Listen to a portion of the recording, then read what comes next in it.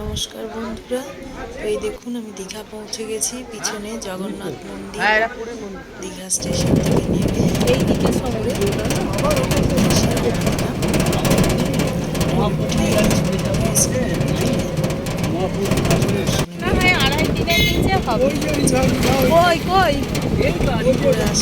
ও আরো ভেতর ও এইটা হোটেলটা ভালো।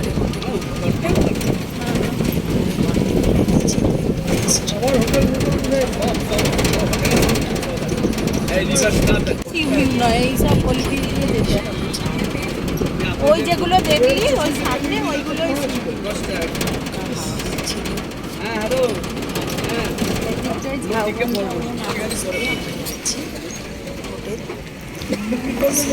কি বলছে দেখবে না, এখানেই থেকে যাবে। আমি তো ভিডিও করছি। একটু খিদেও পেয়েছিল, একটু ফ্রেশ হয়ে খাওয়া দাওয়া করে দেখুন শুক্তো, আলু পোস্ত, আমের চাটনি, ভাত, আমের চাটনি নাকি পেয়েছিল। খাওয়া দাওয়া করে একটু রেস্ট নিয়ে আমরা নিচে বেরোলাম। একটু বিকেল হওয়ার পরে আমরা নিচে ঘুরতে বেরোলাম। হোটেল সিগারেটের সামনেই নিচে।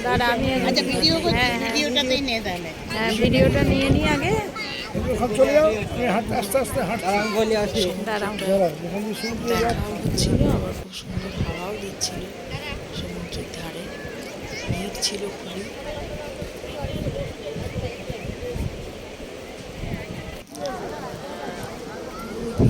কোথায় আর চান হলো, ভিজেই তো নেই তুমি। চারিদিকে বোর্ডার দিয়ে ঢাকা, কিন্তু সমুদ্রটা দেখা যাচ্ছে। এখানে খুব সুন্দরভাবে চা পাওয়া যায়, মশলা চা, জলজিরা দিয়ে চা বানিয়ে দিয়েছি। দীঘার সমুদ্র দর্শন আমরা দেখলাম যে চা পাওয়া যাচ্ছে, তো চায়ের অর্ডার দিয়ে দীঘা দেখা যাচ্ছে। হোটেল থেকে খানিকটা হেঁটে এলে ওই সামনে আমাদের হোটেল আছে মেলা, সিবার্ড বিভিন্ন ধরনের ঝিনুকের জিনিস, দূর থেকে দেখা যাচ্ছে। আইসক্রিম, খাবার। সামনে সব থেকে ভালো লাগছিল দীঘার চাটা, এই সাদা হোটেলটা লাল চা, তার সাথে জলজিরা মিশিয়ে ছিল। খেতে বারে চা খেতে এরপরেই আমরা যাবো বিশ্ব বাংলা পার্ক। ওই সামনে সমুদ্র।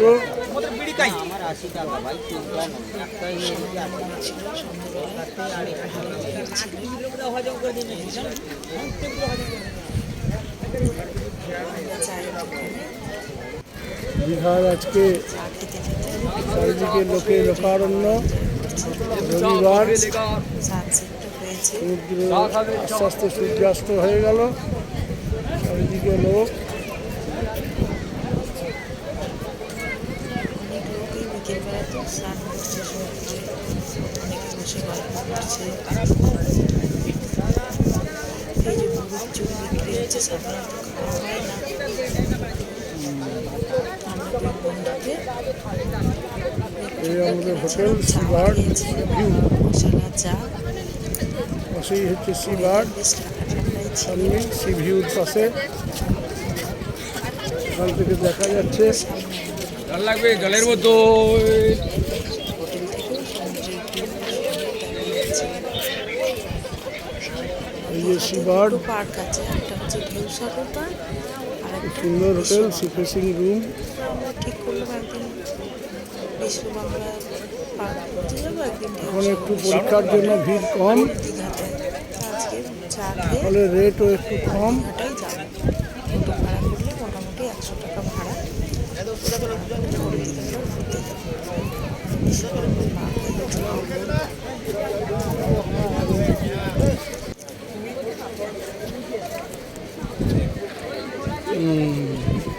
এখানে দুই বান্ধবী চা খাওয়ার অপেক্ষায় বসে আছে, কখন লাল চা হবে। ভিডিও করছে। এই এসে গেছে, এনজয় করছে।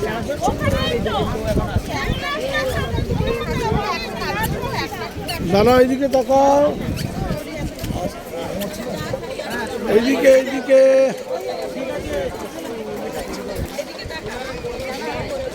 এই দিল্লি কা লাড্ডু কিনেছে দুই বান্ধবী। খাওয়া ভালো নয়, প্রচুর চিনি থাকে, এতটা খেতেও পারা যায়নি। হ্যাঁ, দিল্লি কা লাড্ডু কিনেছে। এই দিল্লি কা লাড্ডু যে কেনে সেও পস্তায়, যে না পায়, যে না কেনে সেও পস্তায়। এবার আমি কিনলাম না, আমি পস্তাতেই চাই। আমি এসব ঝামেলায় নেই। দিল্লি কা লাড্ডু ফাড্ডু খাওয়ার আমার সময় নেই।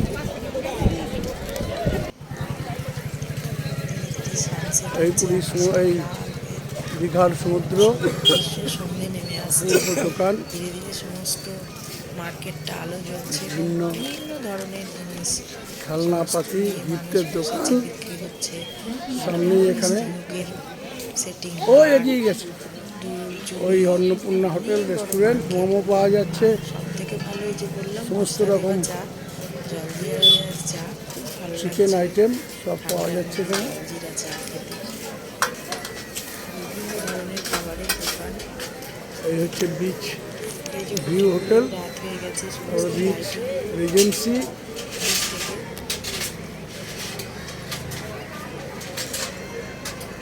খুব ভালো লাগছে, ঘরগুলো সুন্দর সুন্দর, নতুন নতুন উঠেছে। তার পাশেই হচ্ছে সিবার্ট। আকাশটা একাধিক হোটেল এই ফুটে, এটা হোটেল জংশন যাকে বলে।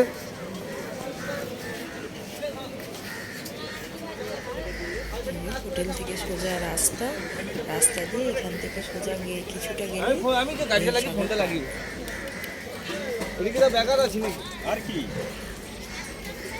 এই যে হ্যাঁ, একের পর দেখুন হোটেল নিউ দীঘার। আকাশের রংটা সামনেই আছে খুব সুন্দর গোলাপি আকাশ, বিশ্ব বাংলার পার্ক সানসেট হয়েছে, তারপর আছে। গোলাপি আকাশ এবং এদিকেও সন্ধ্যেবেলা হোটেল, সমস্ত হোটেলগুলো যেদিকে তাকাবেন আলো জ্বলে উঠেছে। সেদিকেই হোটেল। একদম মায়ানগরীর মতো সুন্দর সামনে একদম সি দিকটা, এই যে দিকটা হচ্ছে মার্কেটটার এই মতো স্ট্যান্ড।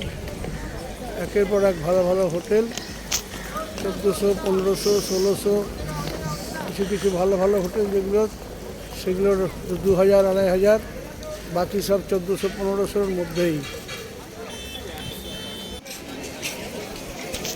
এই হচ্ছে আমরা 100 টাকা করে টোটো ভাড়া করে আমরা মেন দীঘাতে তো আমরা ছিলাম, ওল্ড দীঘাতে ফিরে এসেছিলাম। ওল্ড দীঘাতে এই যে ঢেউসাগর পার্ক, বিশ্ববাংলা পার্ক, সরি ঢেউসাগর না, এটি হচ্ছে বিশ্ববাংলা পার্ক, যেটা ওল্ড দীঘাতে রয়েছে।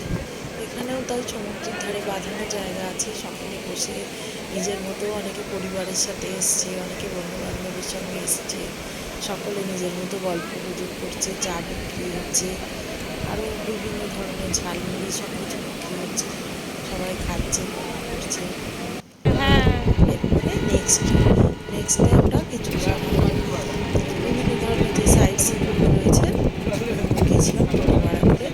এটা প্রথমে হচ্ছে কাজু গার্ডেন, কাজুর চাষ হয়, যে চারিদিকে বাউন্ডারি দেওয়া রয়েছে, এর ভিতরে কাজু চাষ হয়। তাছাড়াও দীঘার যেটা সৌন্দর্য ঝাড় এখানে কি কাজু সস্তা?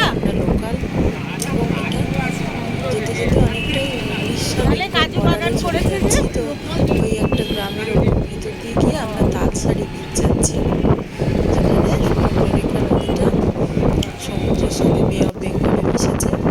তালসারি বিচ এটা অনেকটাই একদম উড়িষ্যার কাছাকাছি ভালো এসেছে। জায়গা। এই যে সুবর্ণরেখা নদীটা সাগরে ওই এই হচ্ছে সুবর্ণরেখা নদী, যা বে অফ বেঙ্গল এগুলো নদী, সঙ্গে মিশছে।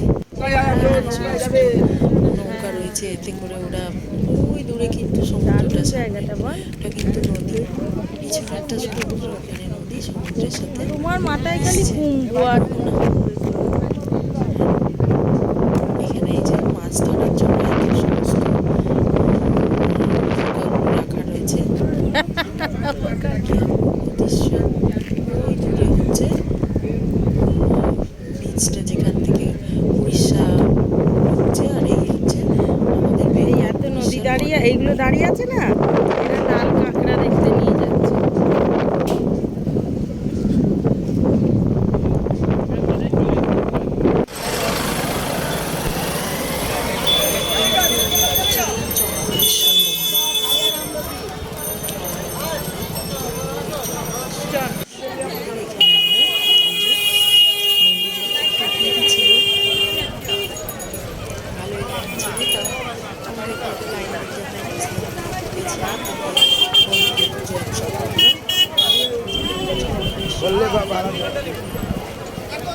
সার্ভিস থেকে আমরা বাড়ি চলে এসেছি। যাও সামনেটায় যাও ভিডিওটা হাত ধোয়ার জল কোথায় আছে? জল জল জল পানি।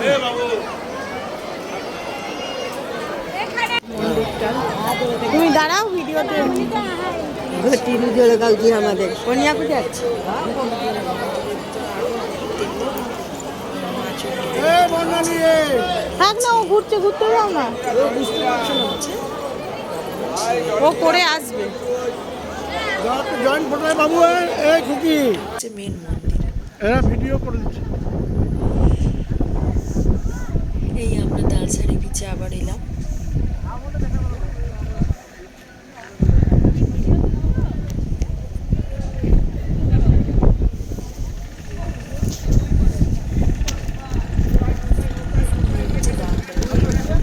পেরিয়ে মিষ্টি দেখতে এসেছি।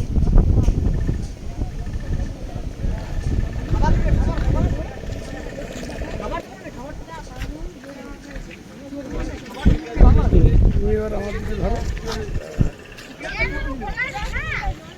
তুমি এইদিকে এসো, তবে তো দেখো পড়ে যেও না, পড়ে যেও না যেন, বাদাম করে উল্টে পড়বে কিন্তু।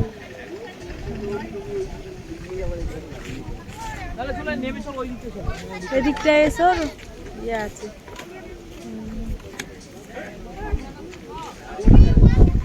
কি করে বন্ধ করে?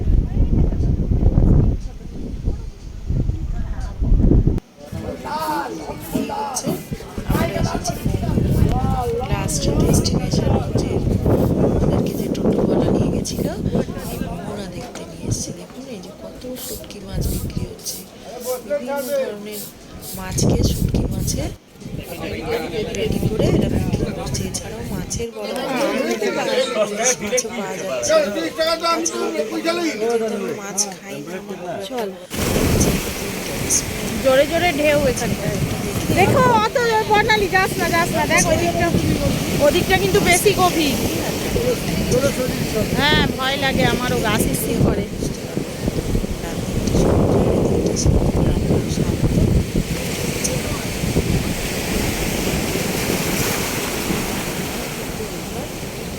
এই দিকটা কত শান্ত দেখ, নদী বলে। কাজ হচ্ছে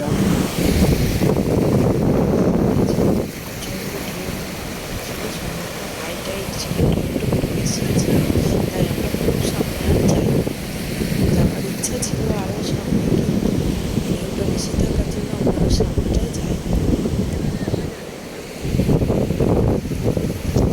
পিছন থেকে দেখে চলে এসেছি, হাইটাই চলছিল সেই সময়।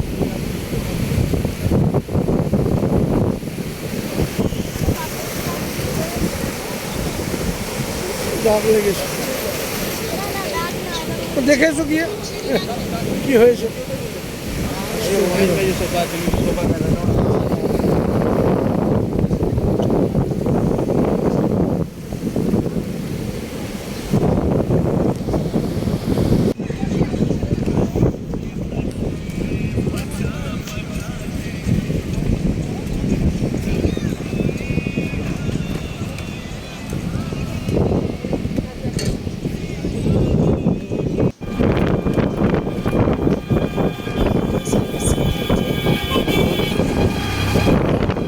এই তো এই যে চান করছে। এইখান থেকে আমরা এইখান থেকে ঘুরে সন্ধ্যেবেলা আমরা দুপুরে রেস্ট নিয়ে আবার সন্ধ্যেবেলায় আমরা গেলাম ঢেউসাগর, যেটা রয়েছে মানে হোটেল থেকে আমাদের কাছেই এটা ছিল ঢেউসাগর পার্ক। সুন্দর লাইটিং দিয়ে সাজানো। এই হচ্ছে ঢেউসাগর পার্ক। চ ভেতরে অনেক লাইটিং দিয়ে সাজানো। তাছাড়া ফুড কোর্ট আছে, প্রচুর লোকজন এসেছে ঢেউসাগর পার্কে। সন্ধ্যেবেলাটাও বেশি সুন্দর লাগে কারণ লাইটিংটা খুব সুন্দর।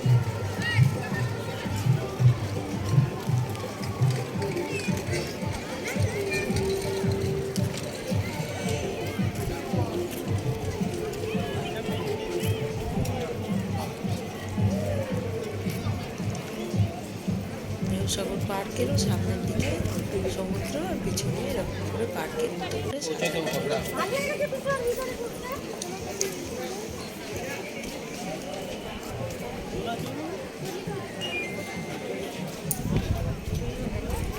সিঁড়ি দিয়ে ভিতরে ঢুকছি আমরা লাইটিংয়ের ভিতর দিয়ে। পাহাড়ের মতো একটু উঁচু জায়গা আছে ওইখানটায়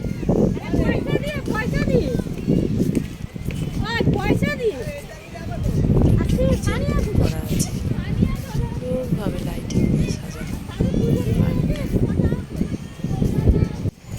তার সাথে ফুলের চাষ হয়েছে, যেহেতু শীত ছিল অল্প অল্প, তাই গাঁদা ফুলের খুব সুন্দর চাষ হয়েছে। এই একটি সুন্দর জাহাজের মতো করে আর লাইটিং করা আছে।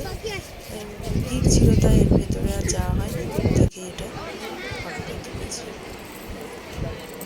আর সামনের দিকে যে কালো দেখা যাচ্ছে ওটাই কিন্তু বে অফ বেঙ্গল, যেহেতু রাত হয়ে গেছে তাই অতটা বোঝা যাচ্ছে না। এই সমুদ্রের ঢেউ আমরা ঢেউসাগর পার্ক ছেড়ে রাতের দিকে চলে এসেছি হোটেলের কাছাকাছি। এটা তখন একটু রাত্রিবেলায় খুব সুন্দর হাওয়া দিচ্ছিল আর দেখুন সমুদ্রটা কত কাছে চলে এসেছি, বিচের কাছে চলে এসেছি। এই সময় কিন্তু হাই টাইড চলছিল তাই বিচের এত কাছে, মাঝে মাঝে সমুদ্রটা ওই দূরে হচ্ছে, এগুলো হোটেল। হ্যাঁ, মাঝে মাঝে সমুদ্রটা কাছে চলে আমি আসে। এরম করছি, তুমি তোলো না। হাই টাইড চলছে, হাওয়া দিচ্ছিল, এই হচ্ছে পরের দিনই বেরোবে। আমি একটু হাঁটতে বেরিয়েছিলাম ভোরবেলায় 5:30টায় উঠে, আর ভাবলাম একটু হেঁটে আসি। তো এই যে হোটেলের সামনে থেকে হাঁটা শুরু করলাম, আমারটা একটু কষ্ট ছিল বোল্ডারগুলো থেকে নামতে হলো।